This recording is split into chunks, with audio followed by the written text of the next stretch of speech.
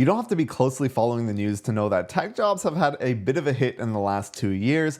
However, there's one aspect of tech that has not been hit, and that is the AI industry. In fact, the AI industry is so booming that OpenAI pays on average around almost $1 million per year to their engineers. And we're going to get all into the numbers, but before we do, let's hear what Elon Musk has to say. On Twitter, reporters said that one of Elon Musk's top vision people at Tesla ended up joining xAI, which is X's AI company. Elon then responded that either the guy was going to go to OpenAI because he was getting poached, which has actually been happening to a lot of engineers at a multitude of companies, not just Tesla or Elon's companies, or he was either going to transfer him to his xAI team. In the end, it looks like the employee Ethan decided to stay with Elon Musk, but probably after a considerable pay bump if we have anything to go by. Elon Musk even says in his tweet that they've been aggressively recruiting people with massive compensation offers, and they've been successful in a couple of cases. He then goes on to say the talent war for AI is one of the craziest he has ever seen. And if we look at Levels FYI, we can see that he's actually pretty correct. On average, OpenAI has been throwing giant compensation packages at companies to try and get their AI teams over to them,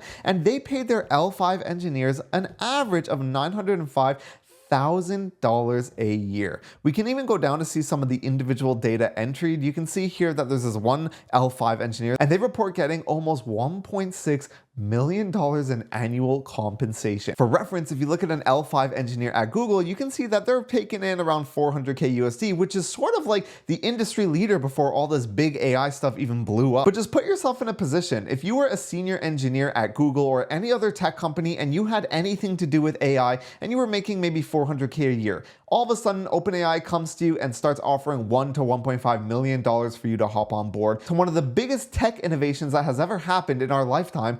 Which one are you going to choose? I don't know about you, but I would work at OpenAI even if the salary was average, just because I think what they're doing is super cool. But the fact that they pay so much is ridiculous. And out of all websites, the NASDAQ even made an article talking about how the gigantic salaries at OpenAI are making all the other FAANG companies sort of just look meh. Also stating that the lowest reported salary at the entire company was someone making $210 a year. And that doesn't even include the stock compensation, which from the chart itself looks like the actual stock compensation is almost more. In a lot of cases, it is more than the base compensation, and in some cases even double. And if that is the case, you have to know that this isn't like you're getting $1 million in your bank account every year, but instead this stock probably vests over a period of 3 to 4 years.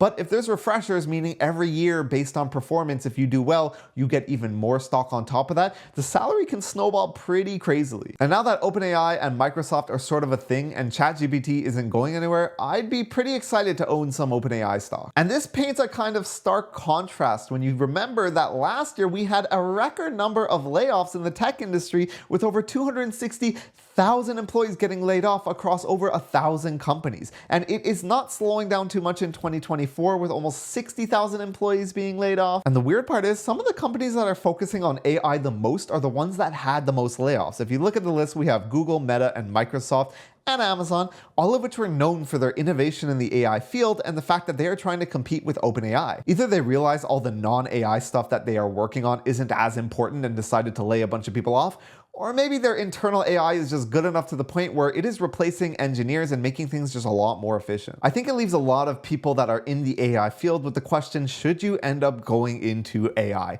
And the answer is, I don't know, maybe. It's really tough to tell right now if the demand for AI will keep its track for the next 5 years or however long it might take you to become an expert in AI. Y Combinator actually released a really good video about this recently where they talk about the AI innovations, and the majority of the companies that they are funding right now are actually AI related, and a lot of the founders are just people that came from college or just graduated. And these are people that didn't know a lot about AI before, but you can literally just lock yourself in a basement like the founder of Playground AI, which is Sahel, and just learn as much as you can about modern day AI and enough to sort of make it in the field. I don't know if you could get a job as an AI engineer at OpenAI, but you should have enough working knowledge to be able to bring that to other companies that need to add on some AI specialties. So I think it might be worth it. I think moving into the future, being proficient with AI or being able to work with AI is probably going to be as synonymous as knowing how to make API calls. So if I had to say whether you should just keep going your own course or fully stop and just take a master's in AI, I would probably say maybe tread the middle ground, try building building with AI, reading what's available, what papers people recommend, and sort of trying to self-educate yourself on the fact instead of wasting 3 years maybe getting a master's degree. Because clearly some of the people that are building these giant AI companies that are now the industry leaders, a lot of them didn't actually start out with school or needing years and years of education on the topic.